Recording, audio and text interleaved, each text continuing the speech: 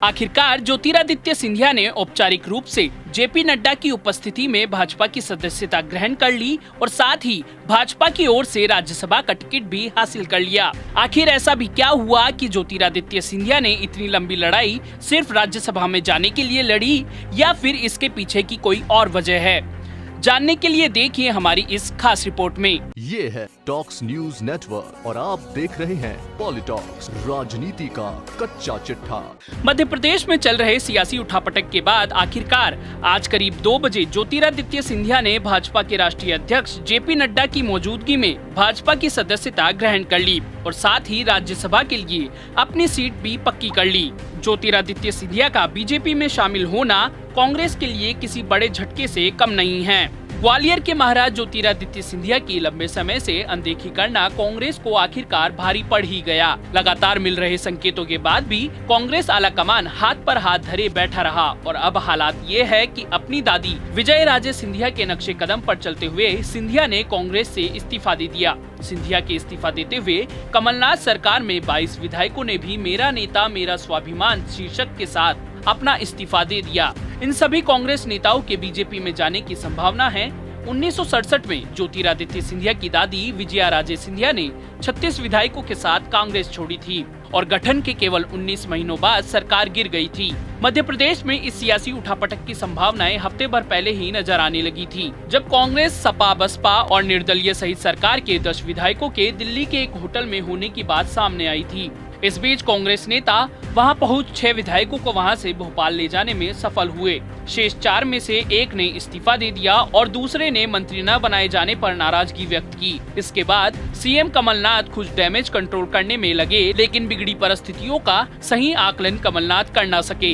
इधर महाराज सिंधिया ने master stroke लगाते हुए बाजी ही पलट दी। सिंधिया के कांग्रेस से इस्तीफे के बाद प्रदेश में इस्तीफों की झड़ी लग गई। 22 सिंधिया समर्थक विधायकों के टूटने के साथ ही कमलनाथ सरकार का गिरना तय हो गया। मध्य प्रदेश में 230 विधानसभा सीटें हैं, यहाँ 2 विधायकों का निधन हो गया। इस तरह से विधानसभा की मौजूदा शक्ति 228 हो गई।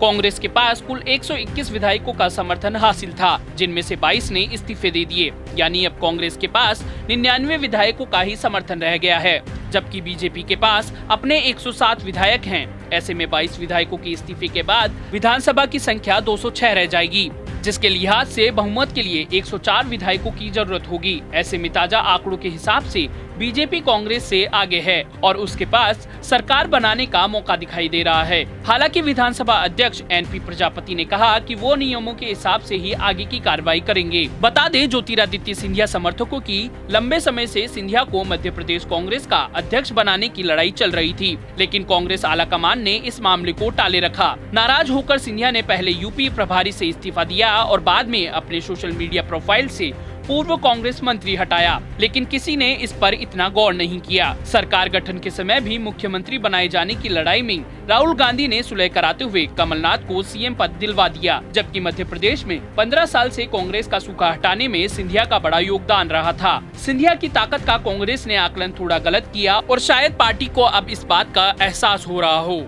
वहीं ज्योतिरादित्य सिंधिया का फोन सोमवार रात से ही बंद आ रहा था। उनके पिता माधवराव सिंधिया की 75वीं जयंती के अवसर पर ज्योतिरादित्य के एक बड़ा कदम लेने की पूरी उम्मीद थी। इसी के चलते मंगलवार सुबह ज्योतिरादित्य सिंधिया ने पहले अमित शाह के आवास पर जाकर शाह से मुलाकात की। इसके बाद शाह के साथ ही पीएम आवास जाकर प्रधानमंत्री नरेंद्र मोदी से भी मुलाकात की। पीएम मोदी और अमित शाह के साथ चली लगभग 1 घंटे की मुलाकात के बाद दोपहर 1 बजे सिंधिया ने आलाकमान के नाम अपना इस्तीफा सार्वजनिक कर दिया।